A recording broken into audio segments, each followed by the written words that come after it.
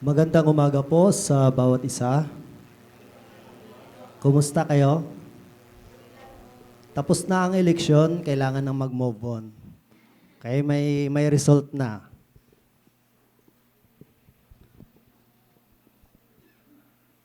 Muli, isang mapagpalang umaga sa mga tinawag, sa mga pinili na naririto ngayon. Hinihiling ko po ang lahat na tumayo. Buksan po ninyo yung mga Biblia sa aklat ng Lucas, chapter 16, verse 19 up to 31.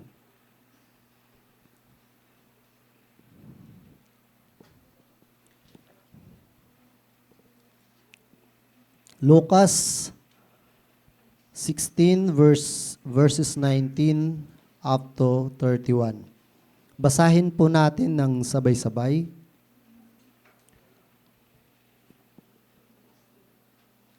Okay, meron po sa screen. Sabay-sabay po natin. Begin.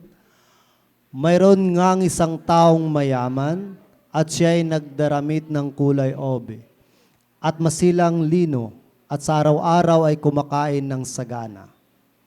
At isang pulubi na ang pangalay Lazaro, lipos ng mga sugat ay inilalagay sa kanyang pintuan.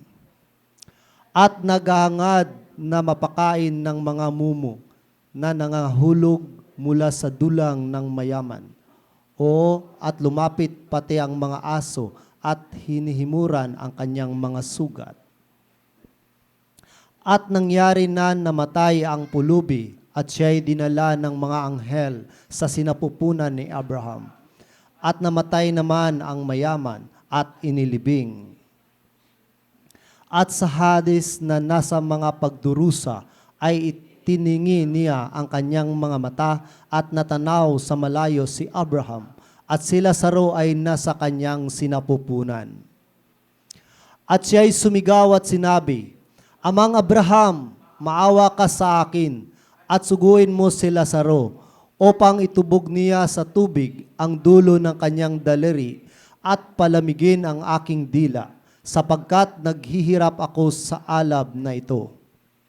Datapwat sinabi ni Abraham, Anak, alalahanin mo na ikaw ay tumanggap ng iyong mabubuting bagay sa iyong pamumuhay at si Lazaro sa gayon ding paraan ay masasamang bagay.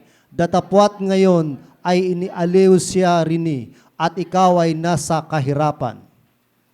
At bukod sa lahat ng ito ay may isang malaking banging nakalagay sa pagitan namin at ninyo upang ang mga mag-ibig tumawid buhat dini hanggang sa inyo ay hindi maaari at gayon din walang makatawid mula diyan hanggang sa amin. At sinabi niya, ipinamanhik ko nga sa iyo, Ama, na suguin mo siya sa bahay ng aking ama. Sapagkat ako'y may 5 kapatid na lalaki upang sa kanila'y patutuhanan niya. Baka pati sila'y mga parito sa dakong ito ng pagdurusa. Datapwat sinabi ni Abraham, nasa kanila si Moises at ang mga propeta. Habayaang sila'y pakinggan nila. At sinabi niya, hindi amang Abraham, datapwat kung ang isang mula sa mga patay ay makaparoon sa kanila, sila'y magsisisi. At sinabi niya sa kanya, kung di nila pinakikinggan si Moises at ang mga propeta, ay di rin manghikayat sila, kahit ang isa'y magbangon sa mga patay. At sinabi niya sa kanyang mga alagad, hindi mangyayari na di dumating ang mga kadahilanan ng pagkakatisod, datapwat sa aba niyang pinanggalingan. Mabuti pa sa kanya kung bitinan ang kanyang liig ng isang gilingang bato at siya'y ihagis sa dagat, kaysa siya ay magpatisod sa isa sa maliliit na ito. Ganyan. Okay po, tayo po muna yung manalangin. Dakilang Diyos, marami pong salamat sa mensahe naming nabasa sa umagang ito. Dalangin po namin, Panginoon, na ang iyong kapangyarihan, ang banal na Espiritu, ang siyang pumukaw, ang siyang gumising sa aming mga puso. Huwag niyo pong hayaan, Panginoon, na mananatiling patigasin namin ang aming mga puso. Turuan mo po kami na handang magpakumbaba. Turuan mo po kami, Panginoon, na handang magpasakop sa mensahe sa inyong mga salita. Sa umagang ito, dakilang Diyos, ang inyong lingkod na siyang maghatid ng inyong salita. Puspusin niyo po ng makalangit na karunungan upang maibahagi, Panginoon, sa aming kalagitnaan ang nais mo lamang na ipabatid sa bawat isa. Hindi po babalik sa inyo, dakilang Diyos, ang inyong salita na walang kabuluhan.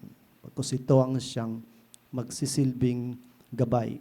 Ito ang reminders, Panginoon, sa makakarinig at magbibigay ng kapangyarihan. Ang lahat na ito, Panginoon, dinadalain ko po na may papuri at pasasalamat. Sa pangalan ni Jesus. Amen. Okay po, pwede na pong makaupo ang lahat.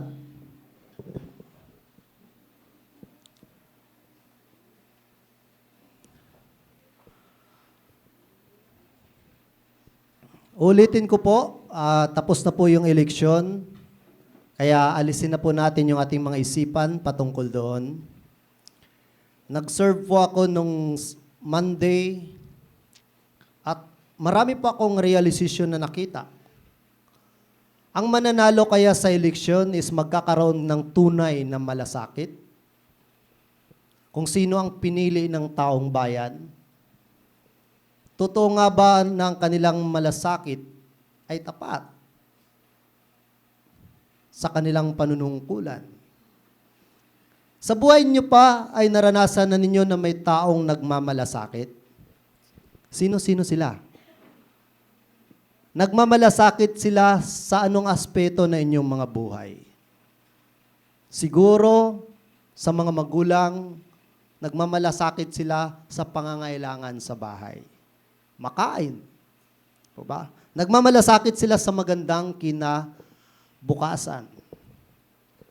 Pero sa umagang ito po, meron tayong pag-uusapan na totoong nagmamalasakit. Hindi lang sa pisikal natin, kundi pati sa espiritual na katayuan ng ating buhay. Ang pamagat po ng mensahe sa umagang ito is, who cares if a sinner goes to hell? Sino nga ba ang nagmamalasakit sa isang makasalanan na mapunta sa langit? Ang barkada ba ninyo, ang kaibigan ba ninyo, ay nag-iisip at nagmamalasakit sa inyo na kaibigan? Baka sa impyerno ka mapunta kapag ikaw ay mamatay. Minsan ba sa mga magulang ninyo nagsabi na, anak, kilalanin mo ang Panginoong Hesus upang hindi ka mapunta sa impyerno?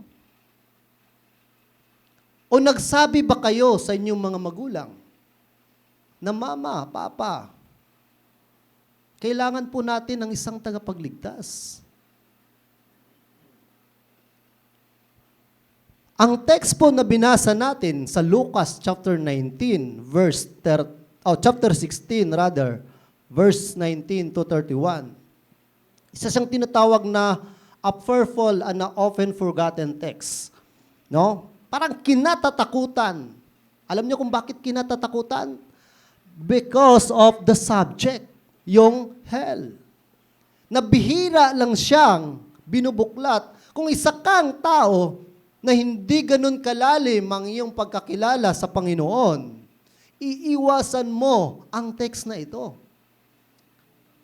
At hahanapin mo yung mga passages lamang about sa blessings, about sa pagpapala.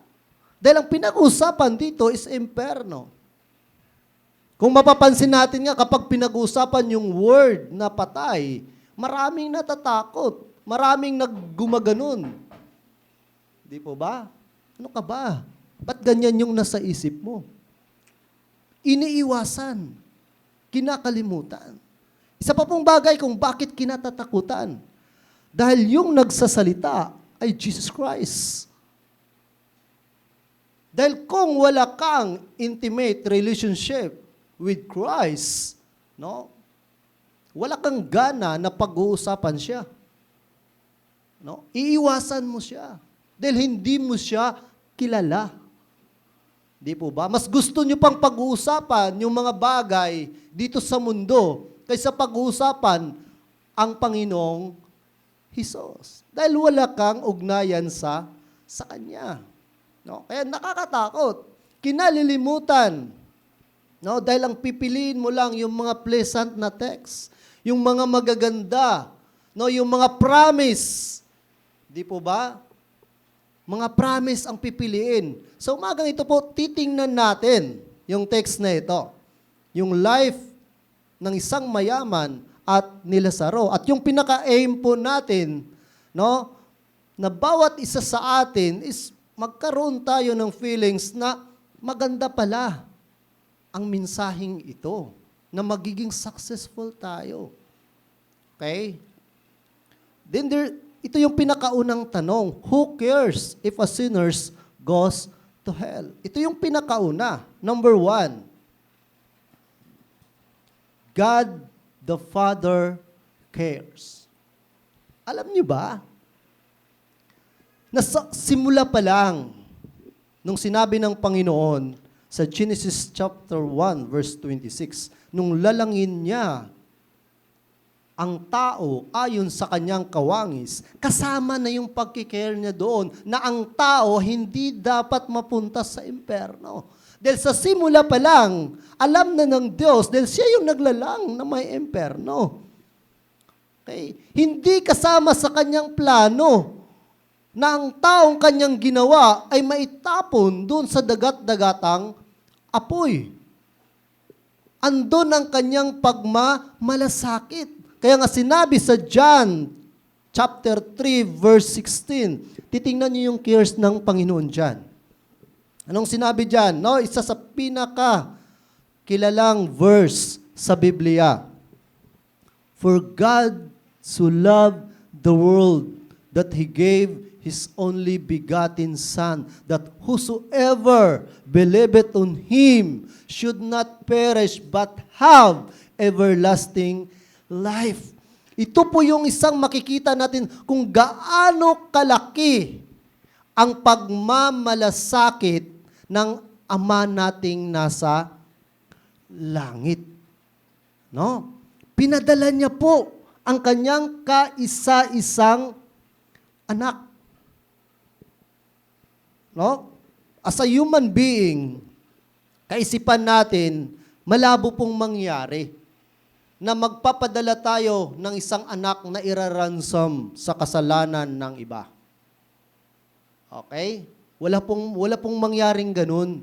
Kahit pa isang dosina yung anak mo, hindi mo yan ipapadala dahil sa pagmamalasakit mo sa iba na nagkasala. Yung anak ko na lang yung ipakulong mo dahil nagmamalasakit ako sa iba. No, walang ganun. But God the Father, pinakita niya kung gaano kalaki ang kanyang pagmamalasakit sa tao, sa iyo at sa akin. At yun ang kadalasan na ini-ignore natin. Bakit? Dahil nakafocus tayo sa kung ano ang ating nakikita. Okay po? Sa Bethlehem, nung kapanganakan ng ating Panginoong Hesus, sino ba ang nag-arrange ng lahat ng yon? Paano nagiging matagumpay ang kanyang kapanganakan? Mga tao ba? No. It is God, the Father.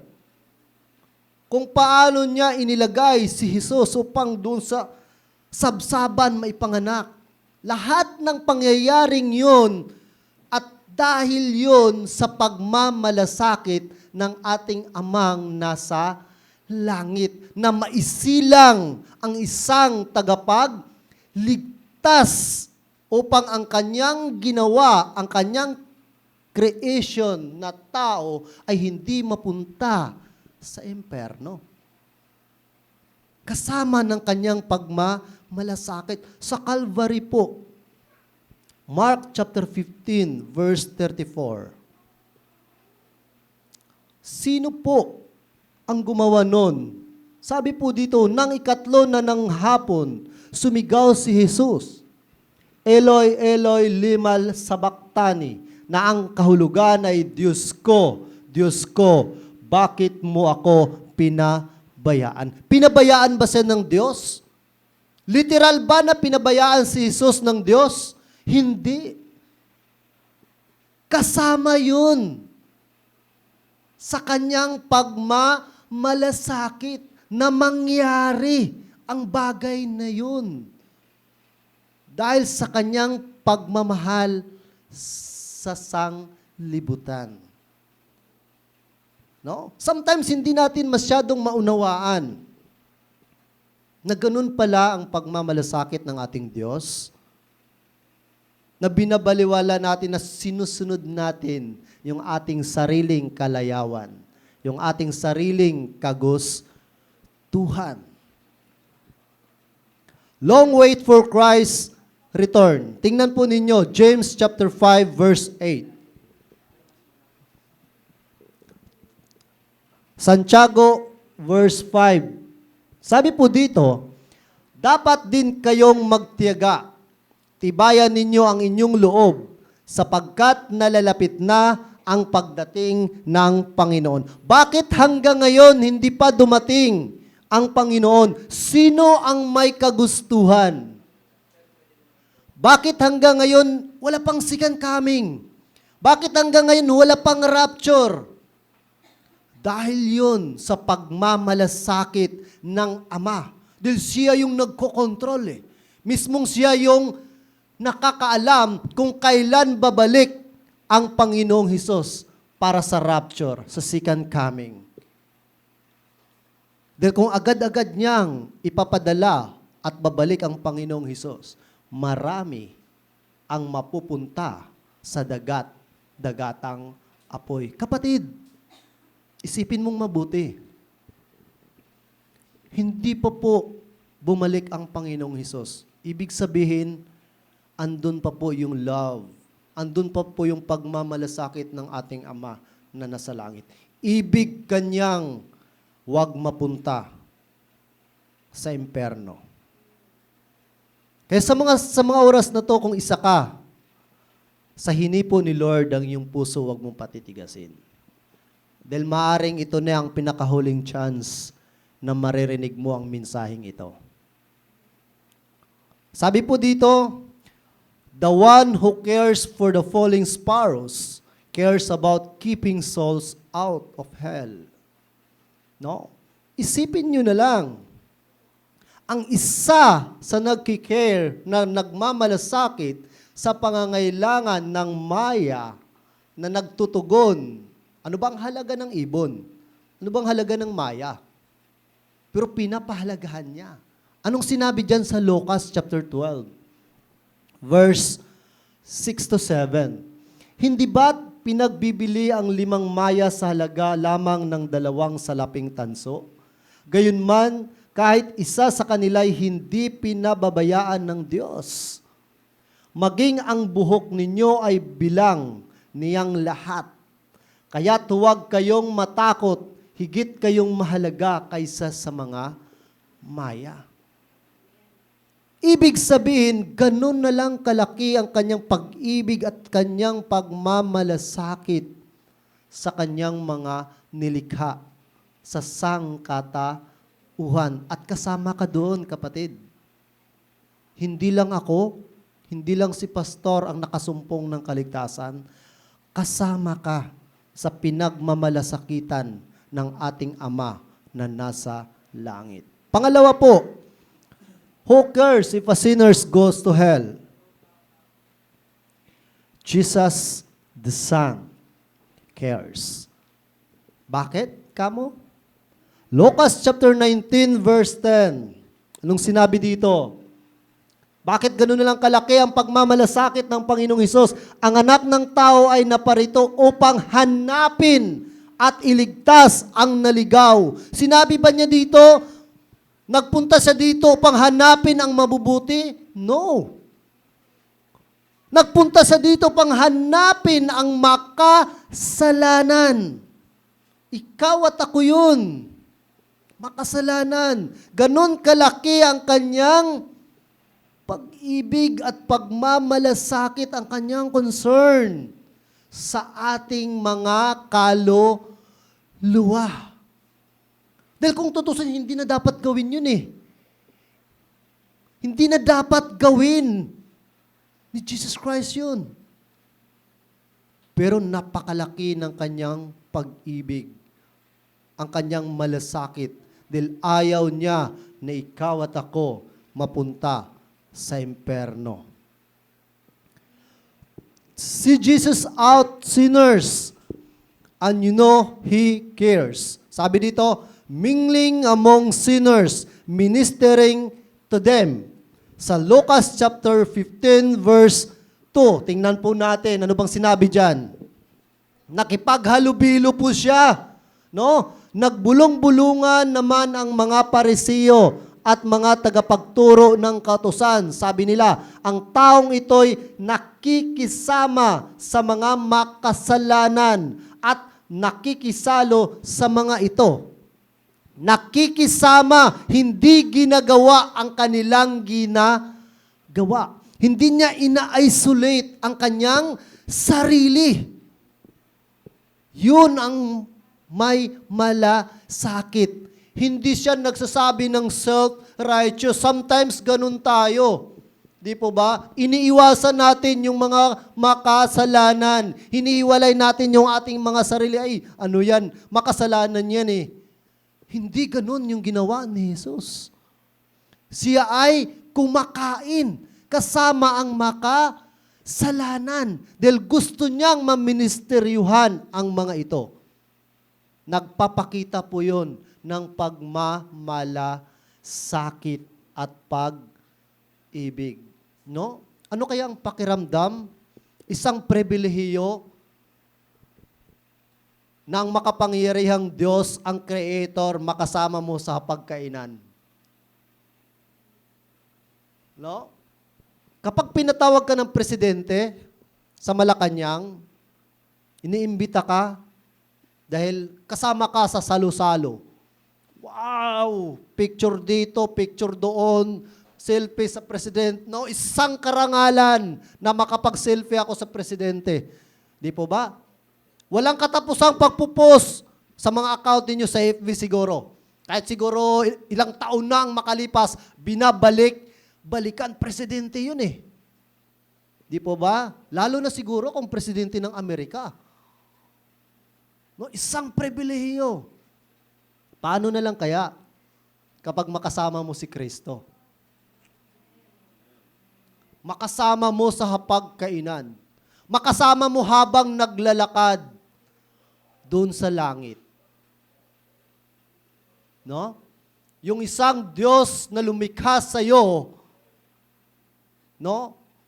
Kasama mo sa paglalakad doon sa kanyang kaharian. Ano kayang pakiramdam? Kung paano ngayong lumikha sa iyo ang siyang tatawagin ka, anak, hindi ka dapat dyan. Dito ka dapat sa akin. Hindi niya gusto ang mapunta ka sa imperno. Hindi niya gusto na maghirap ka, eternal, ang paghihirap sa imperno para malaman ng lahat, walang katapusan. Na kahit gustuhin mo mang mamatay, hindi ka mamamatay sa imperno. Eternal po yun. No? Kapatid, sinasabi po dito sa Lucas, kailangan po natin, no? Dahil ang tanging nag-iisang pangalan lang ang tinatawag sa kaligtasan sa Acts 4:12. Ang pangalan ng Panginoong Jesus, dahil siya yung nagbibigay ng malasakit, totoong malasakit sa'yo. Sometimes yung mahal natin sa buhay, may malasakit tayong nararamdaman, pero gusto nila may kapalit. Di po ba? Sometimes may mga kakilala tayo na ang buong akala natin, no, genuine ang kanilang pagmamalasakit. Pero sa bandang huli, meron pala silang hinahangad na kapalit. No, nature po yan sa tao. No? Dahil yun yung result ng ating kasalanan. No? Walang perfectong tao. Pero si Jesus Christ, isa sa perfectong Diyos na siyang tunay nagmalasakit sa iyo na ayaw kanyang mapahamak, kundi magkaroon ka ng buhay na walang hanggan. Kanina po, napakinggan ko yung nagre-report dito. No? And naintindihan ko agad na ang purpose ng conference dahil sa new generation. Di po ba? Dahil masyado po nalalason ang isipan ng mga young generation sa social media. Nangakala nila lahat na nakikita sa social media is totoo.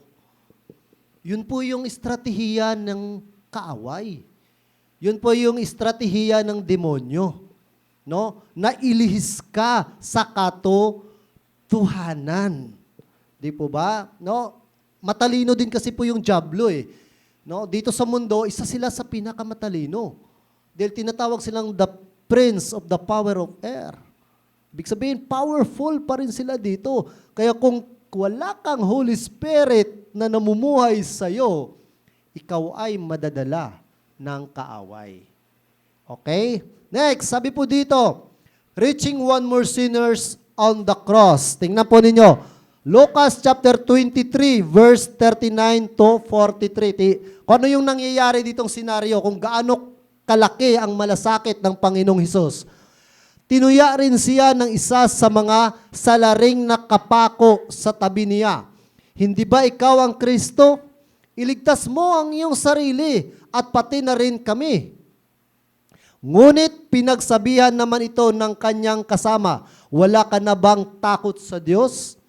Ikaw ay pinaparusahan ding tulad niya. Tama lamang na tayo'y parusahan ng ganito dahil sa ating mga ginawa. Ngunit ang taong ito'y walang ginawang masama. At sinabi pa nito, Jesus, alalahanin mo ako kapag naghahari ka na.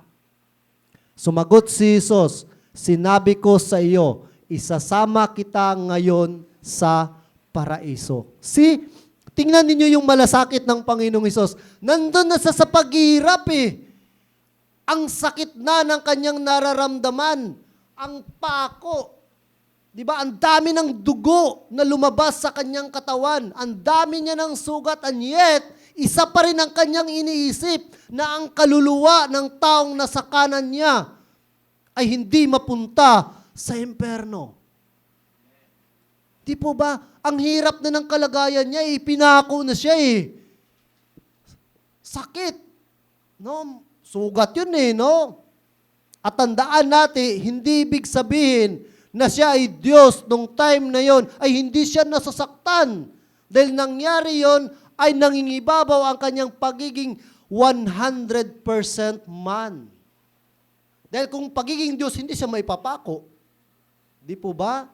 Ibig sabihin, sa katauhan na ordinaryong tao, naranasan niya ang lahat ng pasakit at pahirap. Pero ang nasa isip niya pa rin ay ang kaluluwa ng taong katabi niya. Na-imagine niyo ba yung nangyari? Na-imagine niyo ba yung naglakad ang Panginoong Hesus habang pasan-pasan ang cross?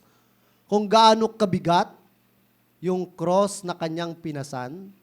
Na habang pinapasan ay hinahambalos ng latigo? Na sinabi sa Isaiah na wala nang kagandahang makikita sa kanya. No? Kung i-imagine natin yon, wala pong taong kaya na umabot sa ganun kahabang oras. Hindi po ba? Hindi ko kaya ng ordinaryong tao po yon. Pero dahil siya ang ipinadala ng makapangyarihang Diyos Ama, no? Kinakaya niya po. Okay? Tingnan po natin yung senaryo na nangyayari. Tinutuya na po siya. Hinahamak na siya Di po ba? Tayo, kapag nangyari sa atin yung ganong sitwasyon, magagalit na tayo eh. Di po ba? Ikaw yung Diyos, di ba? Ikaw si Kristo, di ba? Bakit hindi mo iligtas yung sarili mo? No? Alam mo yung isang nakakatuwa sa pangyayaring yon? Dahil ipinapakita ng Panginoong Hesus ang kanyang malasakit at higit sa lahat, ipinapakita niya na hindi niya tinitingnan ang nakaraan mo. Kapatid, kapag lumapit ka sa Kanya ngayon at tinanggap mo siya bilang Panginoon mo at tagapagligtas, hindi ka niya sasagutin na makasalanan ka dati. No, bakit ka lumapit sa akin? No. Anong sinabi niya sa taong nasa kanan niya? Ngayon pa lang, kasama na kita sa aking paraiso. Ibig sabihin, kung taos-puso kang lumapit sa Kanya, tanggapin siya bilang Panginoon mo at tagapagligtas, iisa lang lagi ang Kanyang sagot. Anak, tinatanggap kita. Isang pribilehiyo po yun na makaakyat ka sa langit. Isang malasakit na ipinapakita ng ating Panginoong Hesus. Next.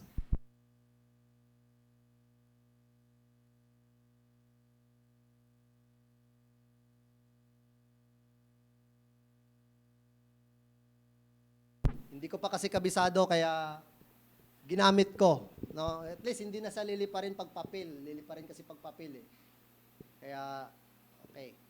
Sabi po dito, reaching one more sinners to the cross.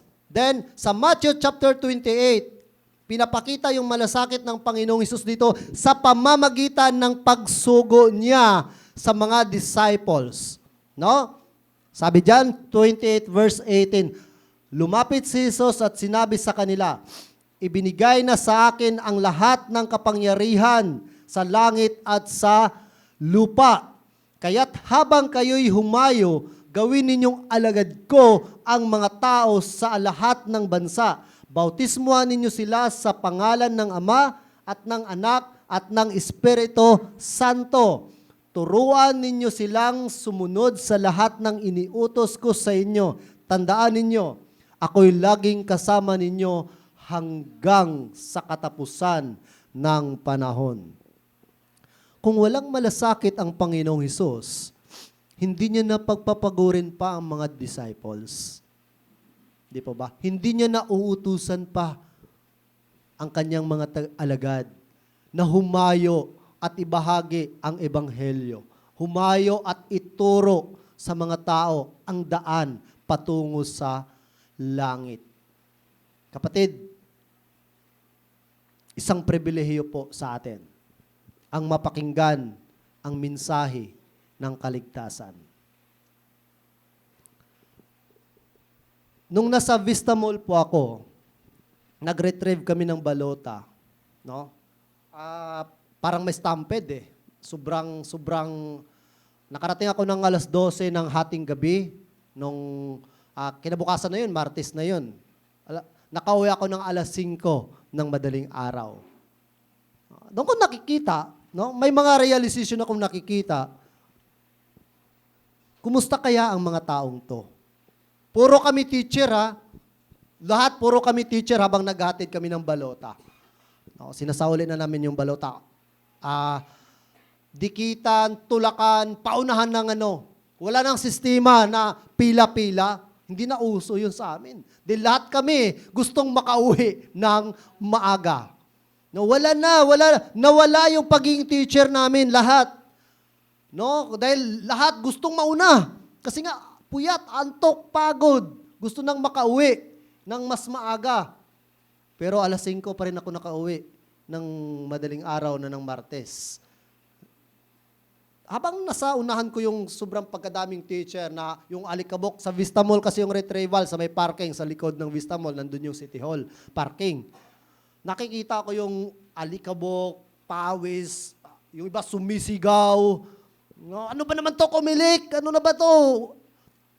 Tuwing election na lang ba laging ganito? Yun yung mga sentimento ng mga teacher no nung sa Sa unahan, ang dami, ang ingay.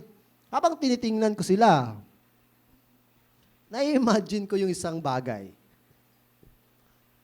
Ano kayang sitwasyon sa impyerno? Ano kaya lahat doon, nung pinapanood ko yung video, yung The Hell is Real, no, sa Palawan, pinapanood namin habang nag-evangelize ako sa Patay. Nakita ko yung may mga sumisigaw, nanghihingi ng tulong, nanghihingi ng second chance. Nagsisigawan yung mga tao. Gusto mo bang mangyari sa'yo yon? Yung nagsisiksikan kayo sa lawa ng apoy at naghihingi ng awa at second chance, ang sinabi ng mayaman kay Abraham, nagkaroon ng malasakit ang mayaman, pero huli na ang lahat. Dahil walang kaligtasan after that. Pagkatapos mawala ang pisikal, ang katawang ito, wala ka ng chance na mapunta pa sa langit kung hindi mo tinanggap ang Panginoong Hesus. Kung saan yung destinasyon mo, doon ka mapupunta at walang bawian. Wala ka ng chance na mapunta pa sa langit. No, dahil walang kaligtasan pagkatapos mong mamatay. Di po ba? Kaya pinapakita po dito ni Jesus Christ ang kanyang pagmamalasakit. Lahat ginawa niya na. Ipinapakita niya sa mga tao na mahal ko kayo, dapat kayo ay makasama ko, and yet pinili ng tao ang gusto nilang lugar. May nabasa nga po ako sa Facebook, napaka-boring daw ng buhay ng Kristiyano. No, may nabasa ako doon, napaka-boring daw kasi magsisimba, no, aawit, no, magsiserve, hindi ka sasama sa mga gimmick-gimmick, kasi gawain ng diablo yun eh. Hindi ka sasama sa mga barkada, hindi ka makakapagsalita ng mga bad words, kumbaga hindi ka in sa bagong henerasyon. Kaya boring daw. Meron nga akong sinabi doon. Bakit? Cool ba sa impyerno? Ha? Kung boring ang pagiging Kristiyano, bakit? Pag sa impyerno ka, cool ba doon? Okay ba doon? Mas gugustuhin ko pa na maging ganun yung buhay ko dito. Kahit tawagin nyo pang boring yung buhay ko. Dahil alam ko, lilipas yun. Dahil ang lahat ay magwawakas. Pero yung ating kaluluwa, yun yung tatanggap kung saan ka paroroon. Jesus Christ cares. Pangatlo po, sino nga yung una na nagki-care sa atin? God the Father. Pangalawa, Jesus Christ. Pangatlo po, the Holy Spirit. Wow! Sa Acts chapter 2, no, pag yung buong chapter na yan, kapag binabasa natin dyan, no, the Holy Spirit coming on the day of Pentecost. Bumaba yung Holy Spirit, no? Yung time na yan. Acts chapter 2, verse 1 to 4. Anong sabi dito? Nagkakatipon silang lahat sa isang lugar nang sumapit ang araw ng Pentecostes.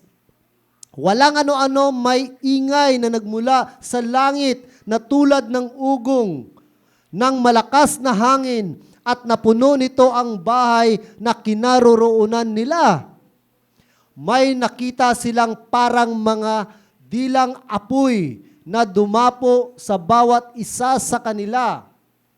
At silang lahat ay napuspos ng Espiritu Santo at nagsimulang magsalita ng iba't ibang wika ayon sa ipinagkaloob sa kanila ng Espiritu. Ito yung tinatawag na speaking of tongues.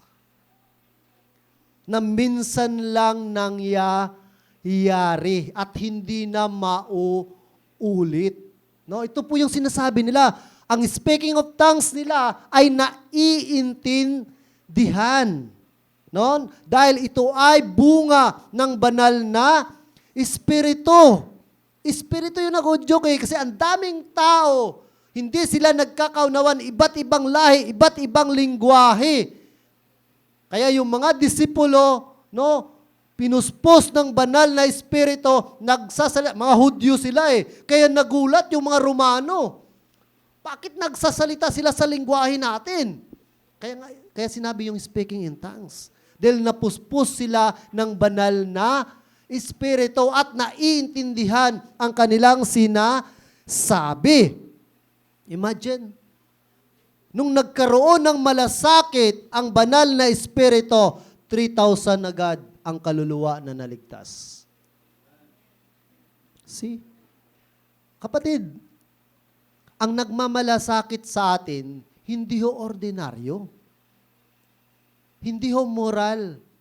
Ang nagmamalasakit po sa atin ay isang makapangyarihan.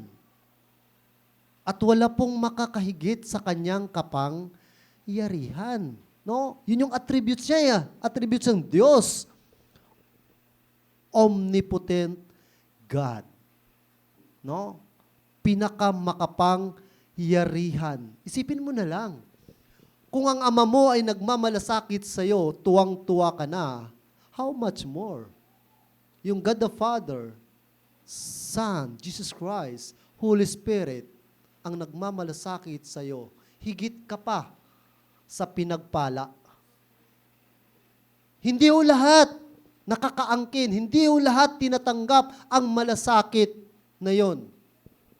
Pero, blessed ka po ngayon kung tatanggapin mo ang malasakit na yon. Because the Holy Spirit is the Lord of the harvest. Alam niyo ba yun? Ha? Dahil siya yung nagko-convict.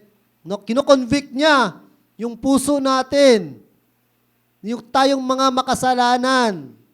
Okay? Siya yung nangungusap. Dahil siya yung titira sa puso natin. Di po ba? Ibig sabihin, bago siya tumira sa mga puso natin, dapat magiging malinis muna yon. Dahil kailanman ang isang banal na espiritu ay hindi titira sa isang maruming puso.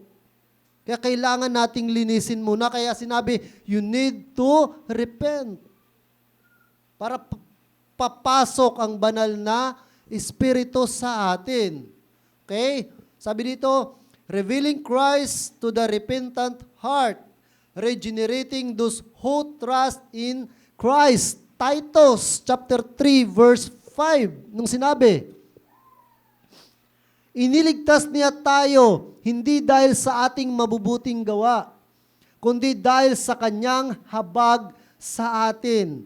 Tayo'y pinanganak na muli sa pamamagitan ng tubig at tayo rin ay binago ng Espiritu Santo. Tandaan po natin, wala tayong kakayanan na baguhin yung ating mga sarili kung sa atin lang. Magiging mayabang po tayo kapag sasabihin natin na kaya ko. Tanging ang banal na Espiritu lamang ang may kakayanan na magbago sa isang tao. Kaya huwag niyong ipagpipray yung mga kaibigan, kamag-anak ninyo na sabihin mo, Lord, baguhin mo po siya. No. Alam niyo kung anong ipagpipray ninyo? Lord, sana makilala Kanya. Dahil ang isang tao na nakakakilala sa Diyos bilang Panginoon at tagapagligtas, yun yung kusang totoong nagbabago. Dahil siya ay ipinanganak ng muli at binago ng banal na Espiritu. Then the last, 4 po kasi ito. Actually marami, kaso 4 lang yung pinakamahalaga. Ang langit. Nagkikare ba ang langit? Yes! Nagmamalasakit ba ang langit sa kaluluwa mo? Yes! Bakit? Ano sinabi niya sa Lucas chapter 15 verse 10? Sinasabi ko sa inyo, gayon din ang kagalakan ng mga anghel ng Diyos dahil sa isang makasalanang tumatalikod sa kasalanan. Anong ibig sabihin yan? Isang kaluluwa na naibalik, isang ligaw na kaluluwa na nakabalik sa Diyos, nag-aawitan yung mga anghel sa langit. Kapatid, daan-daang anghel ang nagsasaya sa isang kaluluwa na makabalik sa langit. No? Kaya kapag ikaw ay nakabalik ang iyong kaluluwa, hindi lang isa, hindi lang dalawa, hindi lang tatlo, kundi daan-daan ang iyong pinasaya. Yung ginawa ng anghel, obligasyon ba nila? Hindi. Bunga ng kanilang pagmamalasakit at higit sa lahat, sinasabi diyan, no, yung kagalakan na yan na ibinigay ng mga anghel sa Diyos dahil sa makasalanang. Sino ang makasalanan? Tayo. Tumatalikod sa kasalanan. Every convert brings songs of praise in heaven. Sabi dito, we make heaven glad when we lead people to Christ. Ibig sabihin, kapag merong isa na makabalik at ikaw ang dahilan, hindi lang pala ang taong naligtas ang magsasaya, kundi ikaw na nagbahagi sa kanya ng kaligtasan, kasama ka sa celebration. No, naalala ko, 5:00 pa lang ng hapon, nagpapaputok na yung mga nananalo. Sabi ko, wala pang proclamation na. Nagpapaputok na, nagsiselebrate na sila. Nagbibilang pa lang ako nagbabasa pala ako ng mga pangalan ng kapitan. May nagpuputok na. Kung alam na nila ang panalo. Pero yung malasakit ng amang nasa langit, ng ating Panginoong Hesus, yung banal na Espiritu at ang langit, pwede mong ipagdiwang ngayon pa lang. Then, ito po yung conclusion natin. May malasakit ka ba sa kaligtasan mo? Kung meron kang malasakit sa kaligtasan mo, ngayon pa lang, gawin mo ang nararapat. Hiniling ko po ang lahat na tumayo.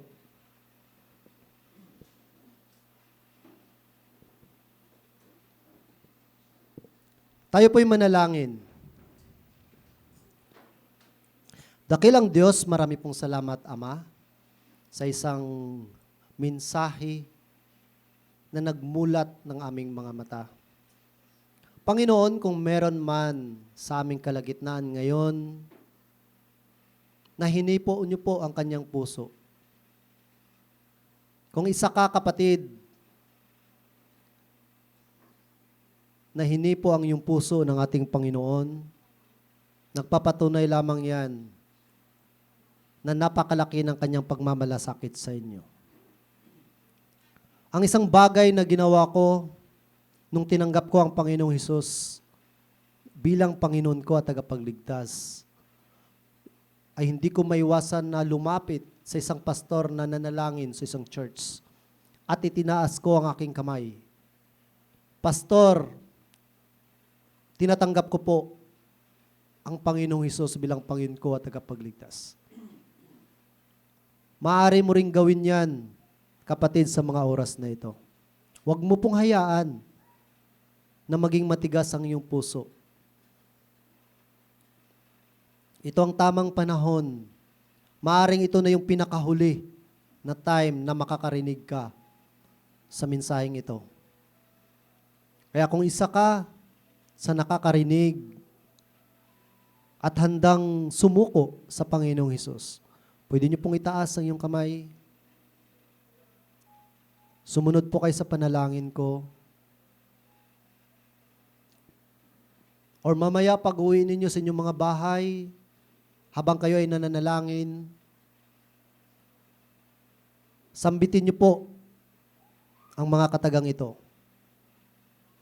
Panginoon, ako po'y makasalanan. Ako po ay nagsisisi. Ako po ay nagpapakumbabang lumalapit sa iyo. Inaamin na ako ay makasalanan. Panginoon, tinatanggap po kita sa aking buhay bilang aking Panginoon. Pinapapasok po kita sa aking puso bilang aking sariling tagapagligtas. Hayaan mo po, Panginoon, na ikaw ang magkontrol sa aking buhay. Linisin mo po aking pagkatao, Panginoon. Tulungan mo po ako na mabago at mawala ang aking lumang pagkatao. Gusto ko pong sumama, Lord, sa iyong kaharian. Kaya tulungan mo ako na mas makilala pa kita at mamuhay ako na aayon sa iyong kalooban. Huwag niyo pong hayaan, kapatid, na mananatiling matigas ang iyong mga puso hanggat hindi pa huli ang lahat. Wala pong nakakaalam sa ating buhay. Life is short. Napakaiksi ng buhay ni hindi natin alam ang maaring mangyari sa susunod na mga minuto. Kaya sana wag nating sayangin ang isang pagkakataon ng isang pribilehiyo. Simple lang ang nais ng ating Panginoon, ayaw kanyang mapunta sa impyerno. Gusto kanyang makasama sa kanyang kaharian. Katulad ng isang nakapako sa cross sa kanyang kanan na bahagi. Ipinapakita ng Diyos Ama ang kanyang malasakit sa iyo. Pinapakita ng ating Panginoong Hesus ang kanyang pagmamalasakit. Ang banal na Espiritu, nagpapakita ng kanyang pagmamalasakit. Maging ang kalangitan, ay pinapakita din nila ang kanilang malasakit. Na isang katotohanan na ipinapakita nila, mahal kanya at ayaw kanyang mapahamak. Panginoon, marami pong salamat sa pagkakataon naming napakinggan ang inyong mensahe.